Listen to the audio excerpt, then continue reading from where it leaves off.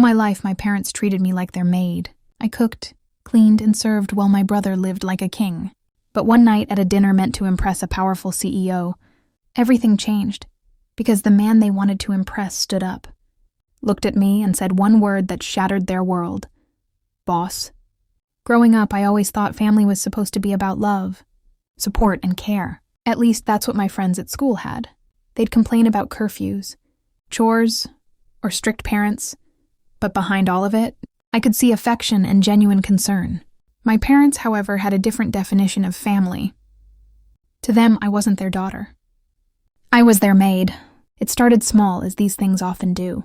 When I was about 10 years old, I remember my mother snapping her fingers at me during a family dinner. "Get me more water," she demanded, while my older brother and father continued eating without lifting a hand. From that day, it snowballed. My brother was the golden child. He could do no wrong. He had hobbies, tutors, and every birthday gift he wanted. Meanwhile, I was expected to clean his room, do his laundry, and even polish his shoes before his soccer matches. If I protested, my father would glare at me with those cold eyes of his and remind me, "You're lucky to have a roof over your head. Do your part." By the time I was a teenager, my part meant everything. Cooking 3 meals a day, cleaning the house from top to bottom, running errands, ironing clothes, preparing tea when my parents had guests. They never introduced me as their daughter. I was always the girl who helps around the house. And the worst part? They weren't even poor. We lived comfortably, middle class, even bordering on wealthy as the years went by. They could afford cleaning services, cooks, or even a driver. But why spend money when they had me, an unpaid servant, trapped by guilt and obligation? I didn't have time for friends. I didn't go to parties. While my brother was out living his life, I was scrubbing the floors or preparing dinner for guests. I wasn't even allowed to sit with. I'd serve their drinks, clear their plates, and disappear into the kitchen like I didn't exist. The resentment grew, but I swallowed it down because what choice did I have? I was still under their roof, still financially dependent on them, and every time I tried to speak up, they silenced me with guilt. "You're selfish. We do everything for you. Your brother will carry the family name. You should be proud to support him. You'll thank us one day when you know your place." By the time I turned 18, I had learned how to survive by keeping my head down. What they didn't realize, though, was that while they had kept me busy with chores, I had found a way to carve out small slivers of time for myself. Late at night, after everyone was asleep, I'd study. Not just schoolwork. I devoured everything I could about business, technology, and startups. I knew I had to get out. I worked part-time jobs where I could, saved every penny, and by the time I turned 21, I had quietly built the foundations of a small business.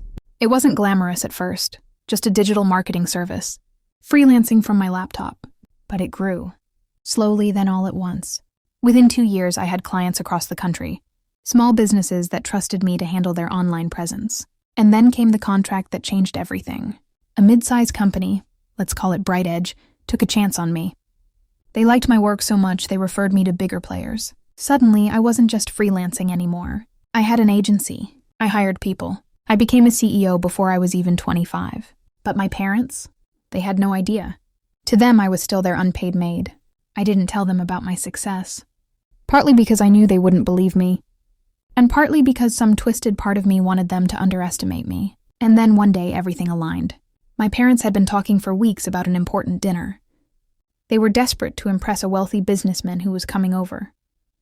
Apparently, he was some high-level CEO with influence in their social circle. Someone they wanted to butter up so he'd help my brother land a job in his company. For days, I was worked like a dog. My mother made me polish the silverware, wash the curtains, scrub the floors until they shined. On the day of the dinner, she dressed me in plain clothes and hissed at me. "Stay in the kitchen. Don't embarrass us. Serve the food and keep quiet." Fine, I had no intention of talking. The guests arrived. Laughter and conversation filled the dining room as I moved quietly between the kitchen and the table, refilling glasses, carrying trays, invisible as always. And then I heard the name. The CEO they were so desperate to impress was none other than Mr. Harrison, the man who had personally signed the contract with my agency months ago. He was one of my biggest clients, the man whose referral had skyrocketed my business. When I stepped into the dining room to serve dessert, his eyes widened. "You?" he said, smiling broadly. "What are you doing here?" The room fell silent. My parents looked horrified. My mother stammered, She's just helping. But Mr. Harrison cut her off, laughing. Helping? She's my agency's CEO. She practically runs half of our marketing strategy. You should be proud. She's brilliant. The look on my parents' faces was priceless. My father's fork clattered against his plate. My brother's jaw dropped.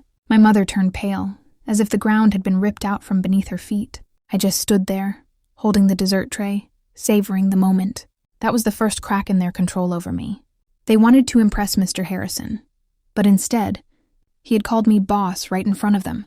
And believe me, that was only the beginning, because once the truth was out, I realized it was time for my revenge.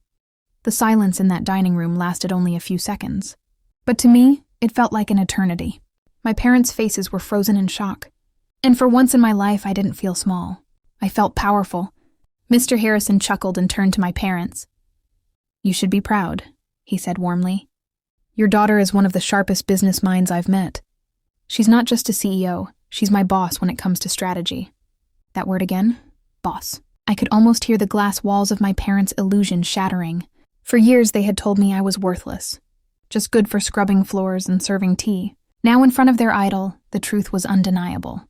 My mother forced a laugh, her voice trembling. Yes, of course. We're very proud of her. But her eyes betrayed her. They were wide with panic. My father stayed silent, gripping his fork so tightly his knuckles turned white. My brother, the golden child, looked like someone had just stolen his crown.